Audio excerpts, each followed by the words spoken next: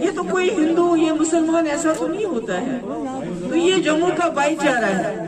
जम्मू एक ऐसी जगह है इस वक्त न सिर्फ जम्मू कश्मीर में बल्कि पूरे मुल्क में जहां असली सेकुलरिज्म अभी जिंदा है, हिंदू मुस्लिम सिख ईसाई भाईचारा जिंदा है। ये उसमें भी जहर डालना चाहते हैं। इसलिए आप जो यंग हो, जो यूथ हो, आपको होशियार होना पड़ेगा। इसके लिए आपको जागना पड़ेगा। आपको ये हिंदू मुस्लिम की लड़ाई में नहीं आना है। आपने इनसे हिसाब मांगना है। अगर यहाँ पावर प्रोजेक्ट है तो यहाँ के कितने लोगों को नौकरी मिल रही है उसमें? अगर यहाँ फैक्ट्रीज लगाई गई है तो यहाँ के लोगों को कितनी नौकरी मिलती है? अगर 370 खत्म किया उसके बाद जो नौकरियां हैं उसमें बाहर के लोगों को कितनी मिली, यहाँ के लोगों को कितनी मिली? आज हरियाणा सरकार ने कुछ दिन पहले ऑर्डर निकाला कि जितनी भी नौकरियां वहाँ सरकारी है 75% वहाँ के लोगों को मिलेंगी। इस प्रकार से हैदरपुरा में सुरक्षा बलों ने आतंकवादियों को मार गिराया है और उस पर पूर्व मुख्यमंत्री महबूबा सवाल करती हैं कि इनको किस खाते में डाला जाएगा। ये सरेआम सुरक्षा बलों की हिम्मत पर, सुरक्षा बलों की जो किया है उस पर एक क्वेश्चन मार्क है।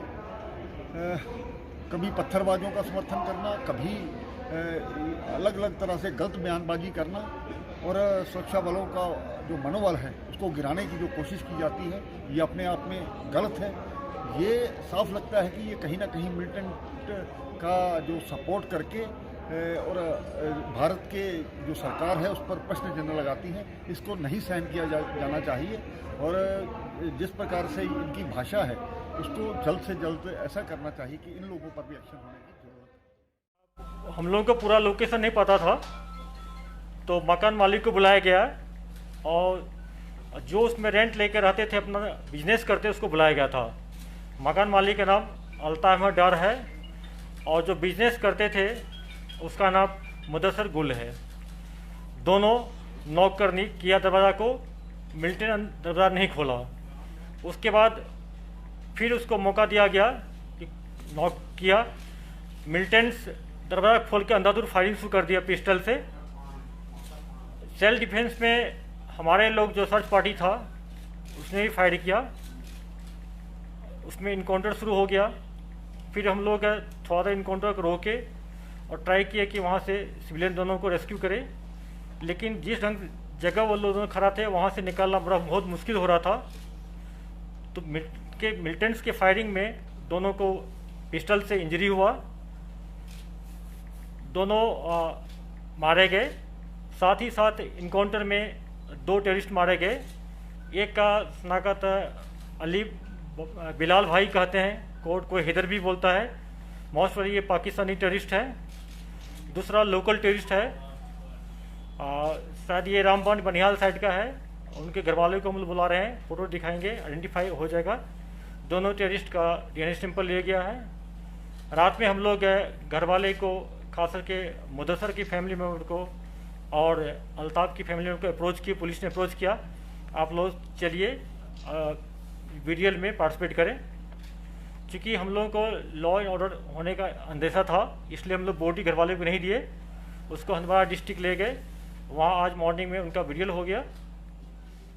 और उसके साथ में आप लोगों से महंगाई के खिलाफ प्रदर्शन कर रही है, बेरोजगारी के खिलाफ प्रदर्शन कर रही है। भारतीय जनता पार्टी और इसके नेताओं ने इलेक्शन के वक्त बड़े बड़े वादे लोगों के साथ किए कि जब उनकी सरकार आएगी तो महंगाई के ऊपर अंकुश लगाया जाएगा और 2-2 करोड़ रोजगार हर वर्ष देने का वादा किया था। इनके वादों के ऊपर लोगों ने भरोसा किया, इनको सत्ता में लाया। लेकिन जब सत्ता में लाया तो जितनी मार लोगों को आज की तारीख में लग रही है महंगाई की वजह से, बेरोजगारी की वजह से, वो इतिहास में एक अपने आप में मिसाल होगी। आज जरूरी वस्तुओं के दाम आसमान छू रहे हैं। खाने पीने की चीजें हों, पहनने की चीजें हों, रोजमर्रा के इस्तेमाल करने की चीजें हों, उनके दाम में लगातार वृद्धि हो रही है और कोई सुनने वाला नहीं है। बेरोजगारी का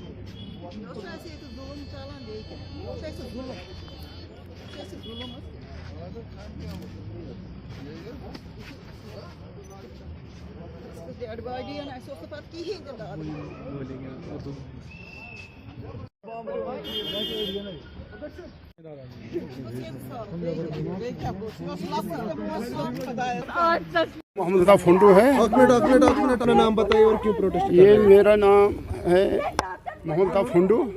ये मेरा सन इन लॉ था। ये डॉक्टर था, डेंटल सर्जन। इसका ऑफिस था मतलब बाईपास पर। कल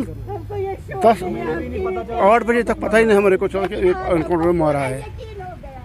फिर गए हम पहले थाने पर, उन्होंने कहा नहीं वो कार्डन सारा कुछ अफवाह जा सकते।